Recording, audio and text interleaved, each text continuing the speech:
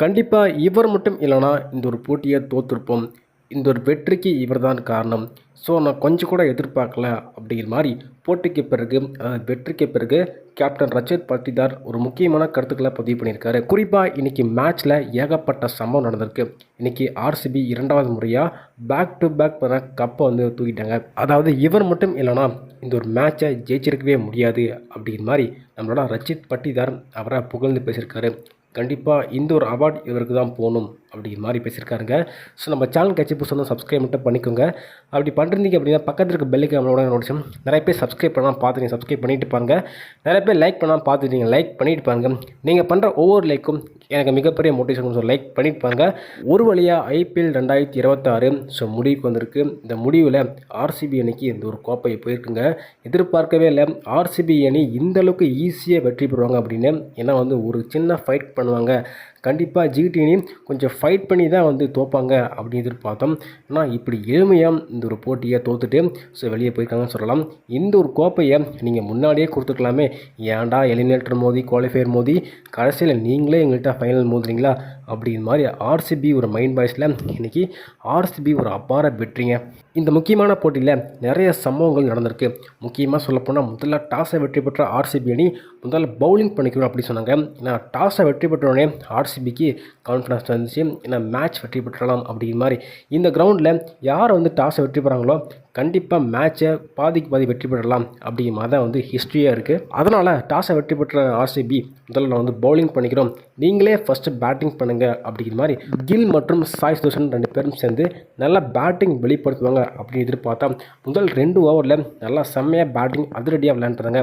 ஆனால் அடுத்த ஓவரே பார்த்தீங்கன்னா சுமன் கில் அதுக்கப்புறம் பார்த்தீங்கன்னா நம்மளோட சாய் சுதர்ஷன் அப்படின்ட்டு பேக் டு பேக் வந்து விக்கெட் போயிருந்துச்சு. முக்கிய காரணம் வந்து புவனேஸ்வர் குமார் மற்றும் ஹேசல்வுட் 2 பேரும் செம்மையாக வந்து பவுலிங் போட்டிருந்தாங்க.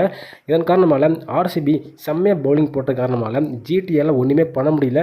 என்ன பண்ணுறனே தெரியல. ஒரு கட்டத்தில் பார்த்தா ஜோஸ் பட்லராச்சும் அடிப்பார் அப்படின்னு பார்த்தா அவரும் பார்த்தா குர்னால் பாண்டியா போட்ட பந்து வீச்சில் அவரும் அவுட்டாக யாருப்பா அடிக்க போகிறா அப்படின்னு பார்த்தா நம்மளோட தமிழன் இருக்கா இல்லையா. ஸோ ஜிடிக்கு தமிழன் காப்பாற்றிருக்காரு. இந்த அளவுக்கு மேட்ச் போயிருக்கு அப்படின்னா முக்கிய காரணமே இப்போ வாஷிங்டன் சுந்தர் தான். ஏன்னா பேட்டிங்கில் செம்மையாக ப்ளே பண்ணியிருந்தாங்க. ஏன்னா வந்து ஒரு கட்டத்தில் அவர் அவுட் ஆகிட்டு வெளியே போயிட்டாரு அப்படின்னு எதிர்பார்த்தோம். ஆனால் அம்பையர் செக் பண்ணி அது வந்து கரெக்டாக பால் பிடிக்கப்படலை, அது வந்து நாட் அவுட் அப்படிங்கிற மாதிரி கொடுக்கப்பட்டிருந்துச்சு. அதுக்கப்புறம் ஒரு கம்பேக் கொடுத்து ஒரு 50 வந்து பதிவு பண்ணியிருப்பாங்க. ஸோ ஒரு முக்கியமான இம்பார்ட்டண்டான 50 பதிவு பண்ணியிருப்பார். அவர் மட்டும் 50 அடிக்கலை அப்படின்னா மேட்ச் பார்த்தா இன்னுமே ஈஸியாக ஆர்சிபி வெற்றி பெற்றிருப்பாங்க.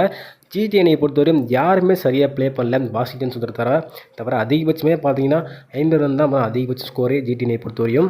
ஸோ கடைசியில் ஒரு வழியாக தட்டு மாதிரி 155 மட்டுமே அடித்தாங்க. 156 அடித்தா வெற்றி அப்படிங்கிற மாதிரி ஆர்சிபி களம் இறங்கியிருந்தாங்க. விராட் கோலி மற்றும் வெங்கடேஷ் ஐயர் 2 பேரும் சேர்ந்து ஒரு அதிரடியான பேட்டிங் ப்ளே பண்ணாங்க. என்னதான் தொடக்கத்தில் அதிகமாக விக்கெட் போயிருந்தாலும் ஆனால் கடைசியில் ரன் சேசிங்கில் நம்ம கிங் இருக்கிறதுல விராட் கோலி இன்றைக்கி செம்மையாக மேட்சை முடிச்சு கொடுத்தாருங்க. ஸோ ஃபைனல்ஸில் ரன் சேசிங் பண்ணி இந்த ஒரு கோப்பையை வாங்கி கொடுத்துருக்காரு. இந்த வெற்றிக்கு இவர் தான் காரணம் அப்படிங்கிற மாதிரி ரஜத் பட்டிதார் சொல்லியிருக்காருங்க. ஏன்னா இவர் மட்டும் ஒரு கட்டத்தில் அவுட் ஆகிட்டார் அப்படின்னா கண்டிப்பாக மேட்ச் குஜராத் பார்த்தோம்னா மேட்ச் திரும்பி இருக்கும். அதனால் விராட் கோலி பொறுமையாக நின்று நான் அடித்து கொடுக்குறேன் அப்படின்ட்டு அடித்து கொடுத்தாருங்க. ஸோ கண்டிப்பாக விராட் மட்டும் அவுட் ஆயிருந்தானா மேட்ச் தலைகீழாக மாறி இருக்கும். டிம் டேவிடும் ப்ரெஷரில் அவுட் ஆயிருப்பார். ஸோ கண்டிப்பாக இந்த வெற்றிக்கு இவர் தான் காரணம் அப்படிங்கிற மாதிரி சொல்லியிருக்காரு. முக்கியமாக பந்து வீச்சில் பொறுத்து ரஷ்யத்தும் செம்மையாக போட்டிருந்தார். ஸோ இவரும் ஒரு வெற்றிக்கு காரணம். ஏன்னா 3 விக்கெட் ஒரு முக்கியமான விக்கெட் எடுத்து கொடுத்தாரு. எப்போ விக்கெட் தேவையோ அப்போ கரெக்டாக தான் விக்கெட் எடுத்து கொடுத்தாரு. ஸோ போட்டி வெற்றிக்கு இவங்க 2 பேர் தான் காரணம் அப்படிங்கிற மாதிரி போட்டி வெற்றிக்கு பிறகு நம்மளோட ரஜத் பட்டிதார் பேசியிருக்காருங்க. சார் நீங்கள் சொல்லுங்கள், இந்த வெற்றிக்கு யார் காரணம்? RCB back to back title வெற்றி பண்ணாங்க. ஸோ இதை குறித்து என்ன சொல்கிறீங்க அப்படின்னு கருத்தில் போடுவாங்க.